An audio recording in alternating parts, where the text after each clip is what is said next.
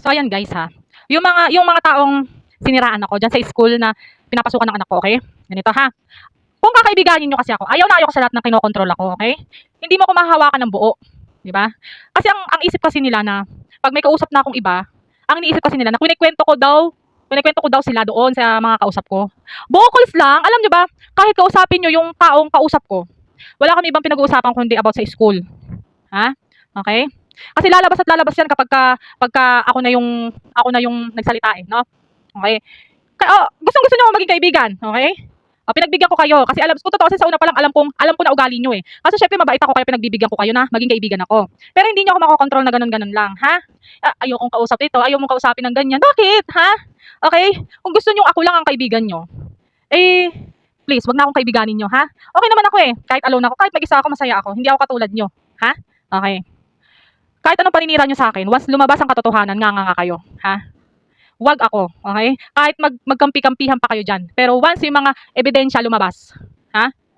Yari kayo sa akin, sinasabi ko, ha? Wag ako. Karamihan dito caretaker, karamihan diyan nangungupahan, ha? Wag ako, ha? Yung mga salta lang dito, alam niyo na sa sarili niyo, ha? Wag kayong yayabang-yabang diyan, ha? Okay? Ang galing kasi nila manira, magsalita, akala mo kung sino na, ha? Okay? Ha? Kaya kayo, tingnan niyo rin sarili niyo kung sino kinakalaban niyo, ha? Kasi obvious, yung paninira sa akin, obvious na obvious, halatang halata. Ha? Halatang halata, okay? Kung tutuusin yung mga kinakausap nyo dyan, yung mga halimbawa, mga bagong nanay, tapos sinisiraan nyo ko, akala nyo hindi ko nakakausap yan? Ha? Ingat-ingat, baka kayo mabaliktad. Ha? Okay? Ayun, yung isa nga. Ha? Wag ako, kasi yung bag na yon, yung putragis na bag na yon, ang dami ring testigo. Nakakahiya, promise, nakakahiya yung ginawa niya. Ang dami ring testigo na tas-tas na. Iba po yung ginupit sa tas-tas. Yung papagbintangan yung anak ko. Kung tutuusin, sobrang galit na yung asawa ko, pinigilan ko yung asawa ko. Pero sige, una lang yan ha, una ha. Tingnan nyo, ha? Anak ko na yun eh. Iba ako gumante. Alam ko kung sino yung mga kasabwat diyan. Wag ako ha, okay? Kilala ko kasi yung ugali nung taong yon, inugali rin ni Negra. Ugali yun ni Negra. Okay? Kaya doon ka magtataka kung nakakausap niya ba talaga o hindi. 'Di ba? Kasi hindi naman magiging ganun yung tao eh. Kasi kung tutuusin yung puno niyan si Negra. Ha? Yung ugali kasi ni Negra, kabisado ko na. Alam ko na yung mga balak niya, alam ko na yung ugaling pure na ugali ni Negra. Kaya yung nakakausap ni Negra ay sumasalungat din dun sa parents, inuugali rin. 'Di ba?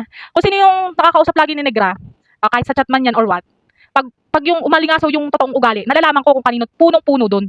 Siya yung puno. Ha? Kaya wag ako, okay? Kaya sabi ko sa inyo, harapin ako. Bakit takot kayo? Takot ba kayong harapin ako? Ha? Ang galing nyo kasi, galing nyo lang mag-backstab, yun ang kaya nyo, pero harapin ako, hindi nyo kaya. Ew. Tsaka kilalang kilala ko yung mga naninira sa akin, ha? Wag na wag ako, ha?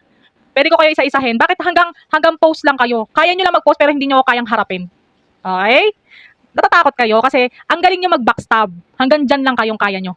No? Pero ako, sinasabihan ko na kayo, bakit ako, hindi nyo ako harapin. Hindi nyo ako makuhang harapin. Diba? Hanggang puro takot lang kayo. Diba? Pero personal, hindi nyo ako kayang kausapin. Personal, hindi nyo ako kayang harapin. Diba? Ibig sabihin, kapag ganyan lang na ginagawa nyo sa akin, backstab lang at pinakwento nyo sa ibang parents, talo kayo. Anong binatbat nyo sa akin? O sabihin nyo nag-iisa ako? Ilan kayo? Guys, natatawa ako. Promise.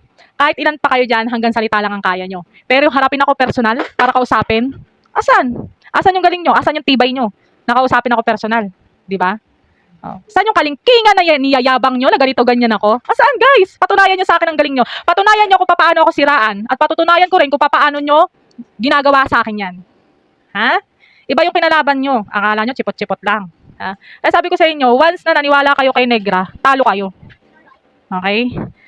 Kasi meron siyang kausap na ibang, yung kaklose niya, kilala nyo din yung kasi ibang kaklose ni Negra na sinasabotahe rin ng ibang parents para siraan ako. Okay?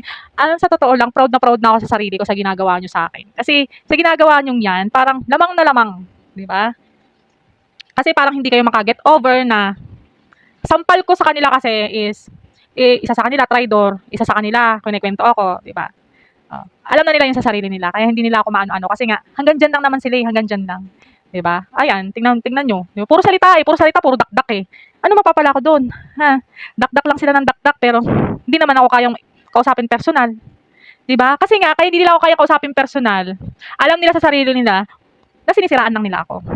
'Di ba? O ayan, ha? Ako bakit sinasabi ko na ayan, ipapablatter ko. Umpisa pa lang yan, yung ipapablatter ko, umpisa pa lang yan, ha? Okay? Tingnan ko hanggang saan kaya nila. Nagpataw na ako ng sinabi. Ha? Tapos maririnig din, ay magpapablatter si ano, nasaan na? Eh, bobo lang. Yung last year nga eh.